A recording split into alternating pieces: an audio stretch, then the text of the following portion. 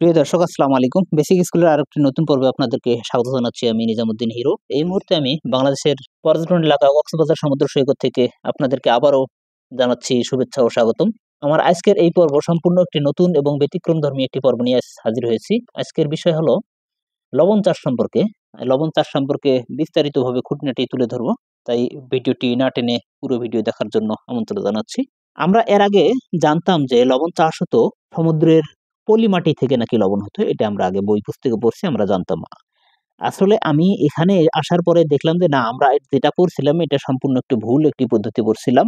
আজ আমি এই বিষয়ে আপনাদের সাথে বিস্তারিতভাবে তুলে ধরবো কিভাবে লবণ চাষ হয় এবং লবণ চাষের ইতিহাসটি তার আগে আপনাদেরকে জানিয়ে দেব।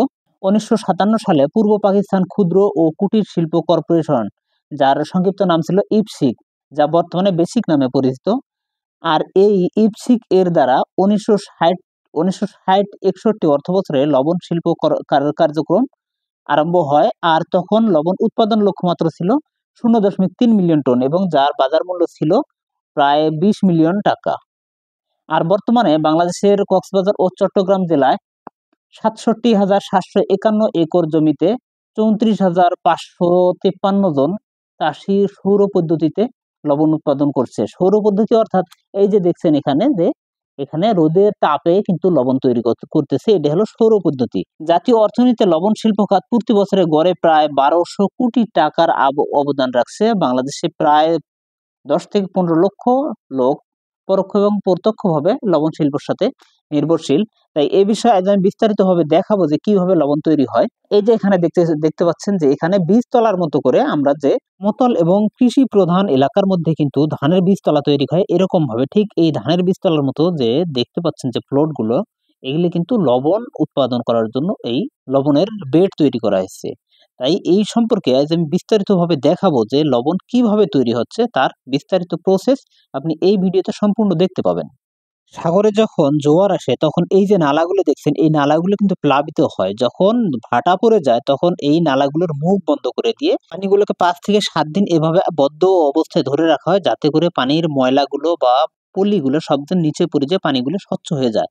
আর এরপরে দেখছেন যে সেখানে মেশিন ছেকে এরকম এই প্লটের মধ্যে এখানে পানিগুলো তখন স্থানান্তর করা হয়। এরপর দ্বিতীয় ধাপে পানিগুলোকে এই যে যে প্লট গুলো দেখছেন, এই প্লটে কিন্তু আবার পানিগুলো ৫ থেকে ৭ দিন পর্যন্ত এখানে আবার আবদ্ধ অবস্থায় রাখা হয়। এটা হলো দ্বিতীয় ধাপ। এই দ্বিতীয় ধাপে পানিকে আবারও ৫ থেকে ৭ দিন পর্যন্ত এখানে আবদ্ধ অবস্থায় রাখা হয়। এরপরে যাবে হলো তৃতীয় প্রসেস, যেখান থেকে সম্পূর্ণ লবণ তৈরি হয়ে আসবে, সেটা হলো তৃতীয় প্রসেস। তৃতীয় প্রসেসে দেখছেন এই যে এখানে দেখতে পাচ্ছেন যে যেখানে এই যে বেডগুলো, যেখানে পলি ব্যাগ বিছানো যায় আস্তরগুলো, বেডগুলো, এখানে পানিগুলো এরপর দ্বিতীয় স্তর থেকে এখানে তৃতীয় স্তরে স্থানান্তর করা হয়।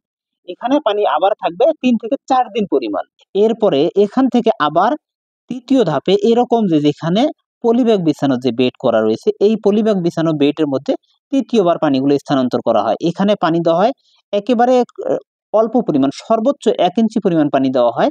আর এই ১ ইঞ্চি পানি এখানে রোদের তাপে শুকিয়ে যায়।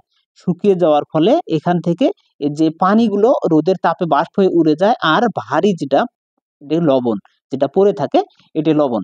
তাই এটা হলো লবণ তৈরির হলো তৃতীয় স্তর। প্রথম স্তরে পানিগুলোকে আটকে রাখা হয়, দ্বিতীয় স্তরে সেখান থেকে পানিগুলো অন্য কোথাও স্থানান্তর করা, আরেকটি পর্যায়ে স্থানান্তর করা হয়।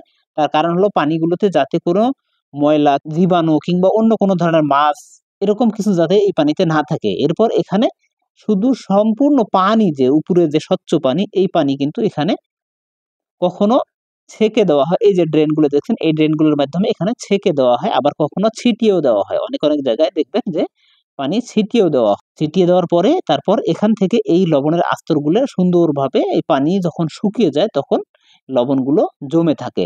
আর এভাবে এই যে দেখতে পাচ্ছেন এরা লবণগুলো এভাবে কিন্তু দেখতে পাচ্ছেন, এটি কিন্তু লবণ সংগ্রহের কাজ চলছে, এরা লবণ সংগ্রহ করছে। এটাই কিন্তু হলো সৌর পদ্ধতি, যে এর একটু আগে যে কথাটা বলছিলাম সৌর পদ্ধতি লবণ চাষ, এটাই হলো সৌর পদ্ধতি। মানে রোদের তাপে লবণ তৈরি করা, সূর্যের তাপে পানিকে বাষ্প করে যে ভারী যে আস্তর জমা হয় সেটাই হলো লবণ। এই লবণ সংগ্রহের কাজ চলছে। এই যে দেখতে পাচ্ছেন এই পাশে এখানে পানি থেকে, এখান থেকে পানি এই যে সামনে দেখেন একটি গর্ত, এখান থেকে এই পানিগুলো এখানে এই গর্তে ছেড়ে দেওয়া হবে। এই গর্তে ছেড়ে দেওয়ার পর এই গর্ত থেকে পানি আবার এই পলিব্যাগের যে আস্তর এর উপরে পানিগুলো সেকে দেওয়া হয়। এখানে কিন্তু লবণের সর্বশেষ ধাপ। তাই লবণ প্রস্তুত করতে এই ৩টি ধাপ প্রয়োজন। প্রথম ধাপে ৪ থেকে ৫ দিন পানি ধরে রাখা হয়, আর দ্বিতীয় ধাপে পানিকে আবার ৫ থেকে ৭ দিন পরিমাণ ধরে রাখা হয়। তৃতীয় ধাপে পানি ৩ থেকে ৪ দিনে লবণ তৈরি হয়ে যায়, সম্পূর্ণ লবণ তৈরি হয়ে যায়।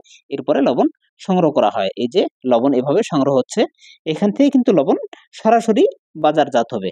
এর জন্য আর দ্বিতীয় কোনো বা তৃতীয় কোনো চতুর্থ কোনো প্রসেসের প্রয়োজন নেই। লবণ এখান থেকেই ডাইরেক্ট আমরা যে মোটা লবণ খাচ্ছি এটি কিন্তু এই লবণ।